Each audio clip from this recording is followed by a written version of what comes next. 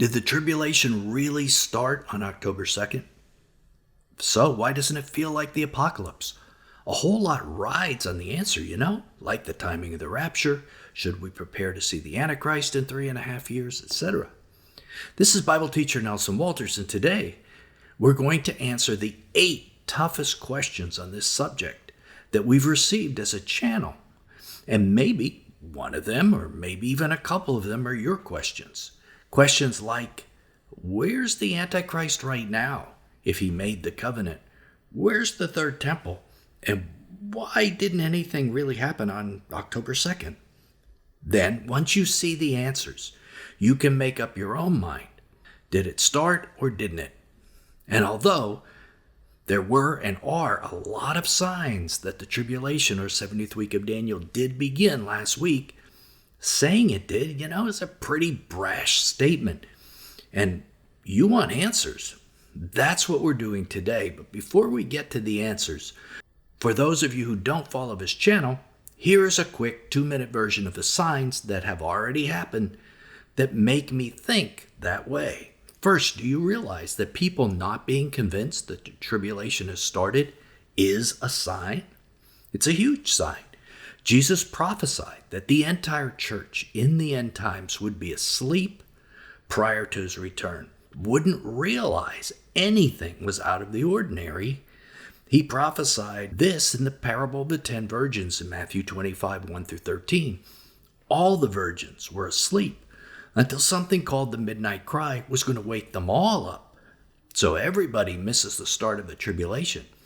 War doesn't wake them up. The rapture doesn't wake them up. Nothing crazy happens until that midnight cry. The tribulation starts like any other day, almost, just like October 2nd. Next, there are 2 main scriptures about the start of a tribulation or 70th week. In Daniel 9:27, we see a secular covenant is agreed to. At the end of September, the greatest secular covenant of all time was agreed to by 192 United Nations. The main impetus of this covenant was to force Israel to divide their land under the guise of a false peace. The second major scripture is the opening of the first seal of Revelation in Revelation 6, 1-2, followed by the ride of the white horseman. The symbols found associated with this horseman match that secular covenant exactly. White is the color of false peace. He carries a bow, which in Genesis 9 is symbolic of a peace covenant. He wears a Stephanos or olive leaf crown, just like the one found in the white-colored UN symbol. And that's also a sign of false peace. And he conquers without firing a shot. The bow has no arrows. He conquers with a covenant. God's immediate reaction to what just happened on October 2nd, the covenant designed to divide Israel, was to permit Hurricane Helene to devastate the USA, almost to the day. The major power behind the covenant was the USA, after all. This is identical to what happened with Hurricane Katrina that immediately followed the partition of this country, which we aren't allowed to say, from Israel in 2005. It was the second worst hurricane in U.S. history. Helene will go down as the worst. Both were related to Israel. The world's immediate reaction to the covenant was the formation of an international alliance headed by Saudi Arabia designed to divide Israel in a 2-state solution. Exactly what we're talking about. At the same time, Europe went as far as to suggest using military force to coerce Israel to do it. They saw the authority the covenant gave them, and they are all moving forward to use it. Iran's immediate reaction was to attack Israel on the very night of the Feast of Trumpets. It was the greatest missile bombardment in the history of Israel. And the Feast of Trumpets, that's the exact day the tribulation must begin. Whatever year the tribulation begins, it has to begin on the Feast of Trumpets. And God marked this day with signs in the heavens, a bright, visible comet, a supernova, and a solar eclipse. 7 years earlier to the day, God also marked this day, the Feast of Trumpets, with the world-famous sign of the woman in labor. the one that took place in Virgo that many misinterpreted as a sign of the rapture. Instead, this sign fits perfectly with both the start of the birth pangs, because the woman was in labor, birth pangs, get it? And Joseph's dream interpretation of 7 years of plenty, which have just expired. We are now entering the 7 years of famine. October 2nd also fits with 3 other star signs this channel has discovered. The ones also found in Revelation 12, the sign of a dragon in 2028, the sign of the birth or rapture, which will take place in 2030, and the sign of the crushing of the head of the serpent, or Armageddon, taking place in 2031. We've done a ton of videos on all these different signs, and links to them all are down in the description. Now, the near perfect match with the 2 scriptures, Daniel 9:27 and Revelation 6:1-2, plus all these other signs, is why we're making this brash statement that there's a 99% chance the tribulation did begin last Wednesday on October 2nd. In Ezekiel 33:6, God tells us that if we see the sword coming and say nothing, God will hold the watchmen accountable for their blood. Well, that's me. I think I'm a watchman. And if after you watch this video, you agree that there was a good chance, not 100% chance, but a good chance that this happened, it's your obligation to blow that trumpet in Zion too. I would much rather raise a false alarm than to know the sword was coming and refuse to blow the trumpet out of fear. I'm 95 to 99% sure I'm right. That is good enough for me to blow that trumpet. Now, how about those questions we mentioned? Let's start with the most obvious. Other than the attack by Iran and the eclipse, nothing else of real significance happened on that exact day, October 2nd, the Feast of Trumpets. The question is, how can we claim the covenant was signed on the first day of the tribulation? Because it wasn't. The answer is it didn't have to be signed or approved on that exact day. Part of this is a translation problem. The proper translation of Daniel 9:27 is, and he will cause a covenant to prevail over the many for 1 week. 1 week being 7 years. The covenant was approved, a couple days prior to the start of a tribulation. In that way, it will have been in force for all 7 years of the 70th week. When the Bible is looking at an exact day count, like you want it to happen exactly on October 2nd, it uses days in the prophecy, like 1,260 days or 1,335 days. Years mean the covenant will begin sometime in the first year. It doesn't have to be exactly to the day. This is related to the second question. I've gotten a lot about this. The covenant didn't have a written 7-year termination date. It's not a 7-year covenant, they'd say. In fact, the covenant has no end date at all. And the covenant doesn't have to have an end date. But the thinking behind that whole question is incorrect. The covenant will end when Jesus returns and ends it. So, it starts in this biblical year, and it will end when Jesus returns 7 years from now. That's how it's a 7-year covenant.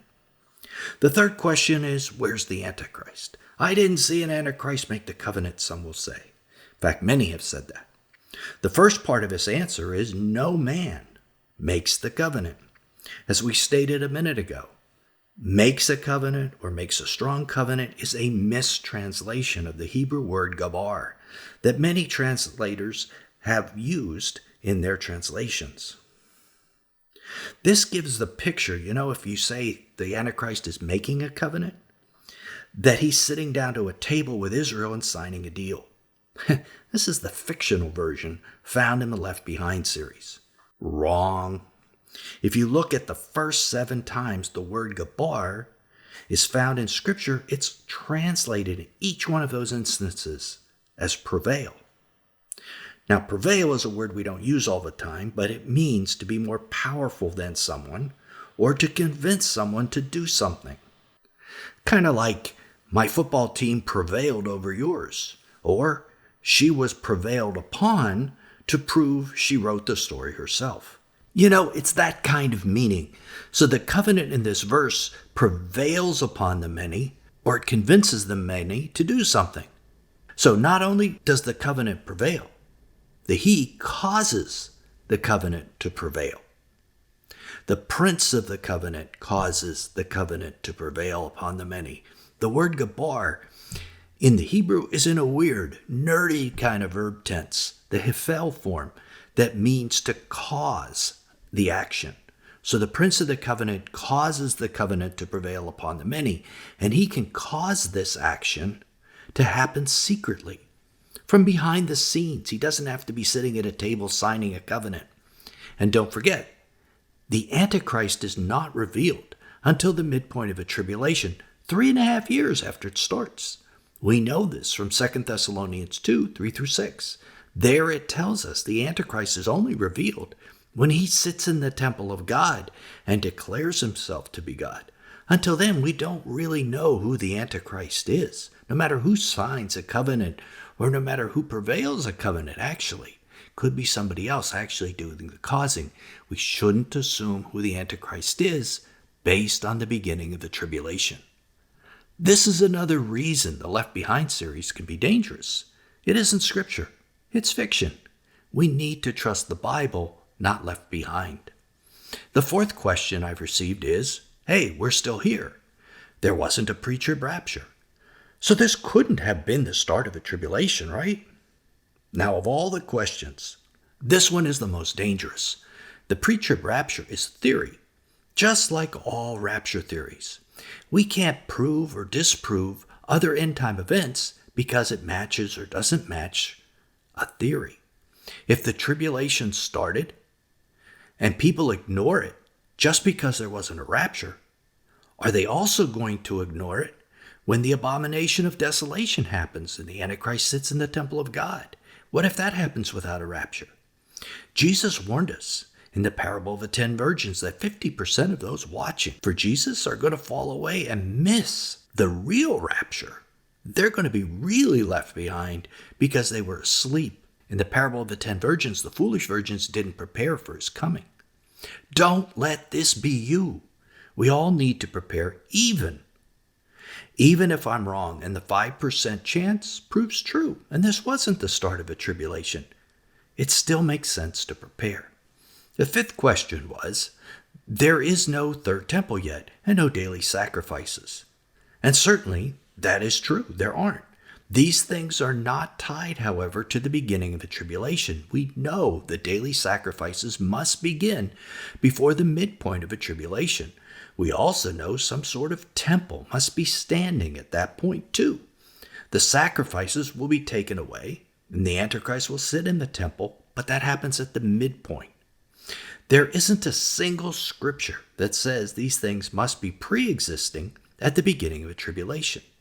The sacrifices can begin any time in the first 3.5 years now, and the temple can be built or set up any time in those years as well. Now, if there are no sacrifices or temple prior to the spring of 2028, well, we can chalk this theory up to just a good idea. Then it would not have been true because those things must exist in 2028. But that's still a long way off. Again, don't tie your personal preparation to face the Antichrist to a rapture theory or a temple. Do it anyway, and then if it wasn't for that time, you're already prepared. The sixth question was, hey, everyone will know the Great Tribulation when they see it. They're going to know the great and terrible day of the Lord as well. I agree with both those things. The problem is, these things aren't at the start of the tribulation. The Great Tribulation is something different. It doesn't begin until after the abomination of desolation, when the Antichrist sits in the temple of God and declares himself God. That's the midpoint. The great and terrible day of the Lord is yet another thing. It doesn't begin until the sixth seal of Revelation, as we learn in Revelation 6:17. And that's likely in the 6th year of the tribulation. The parable of the 10 virgins that we've discussed proves the idea that everyone will know the tribulation has begun. That idea is completely false. Jesus said all 10 virgins, the wise and the foolish, will be asleep until the midnight cry. This brings up a related question. Hey, how come you and your team are the only ones to see this? Don't any PhD scholars see this? Well, most PhDs are asleep just as Jesus said in the parable, as are most pastors, most denomination presidents, the Pope, etc. But as you're soon to find out on this channel, at least one PhD does see things nearly exactly the same way we do. His name is Dr. Steve Taylor, and he's a pastor also. We're going to have him on the channel sometime in October. His doctoral thesis was Unraveling Mystery Babylon. Could the final 7 years of the age begin in 2024? And could the church be asleep? Same things we're talking about today. And here is the cool part. Dr. Steve presented this to a committee as his doctoral thesis. All doctoral theses have to be presented in this way, and the committee at the theological seminary who were listening to it were blown away and agreed he was probably right. So don't think for a moment that we're completely alone. Seventh question is a good one. Where is Israel in all this? Daniel's 70 weeks are all about Israel. The answer is the covenant was designed to divide Israel in a two-state solution, to give the UN and anyone who uses this covenant the legal authority to do it, and to give the he, be that the Antichrist or someone else, the authority to enforce it or prevail it on Israel. This is the part that isn't completed yet. But remember, the international alliance dedicated to doing it, they know now that they have the power. And we expect that part, the dividing of Israel, to take place in the next couple months. If you look at this map on the screen, you will see a 2025 date, and they have Israel already divided. Remember, it isn't the covenant alone that prevails in the 70th week. He causes it to prevail, and that's what takes place in the 70th week, the causing of it to prevail. Now, the eighth question comes from our friends who are preterists and partial preterists. They say, hey, all this happened back in the first century at the first coming of Jesus, and that Jesus made the covenant. There are many reasons that that is not true. We did an entire video on this subject. It's one of the videos we link in the description. In addition to that, the Hebrew word for covenant in this verse, Daniel 9:27, is for a secular covenant, not the holy covenant. Jesus didn't make some secular covenant. He made a holy covenant.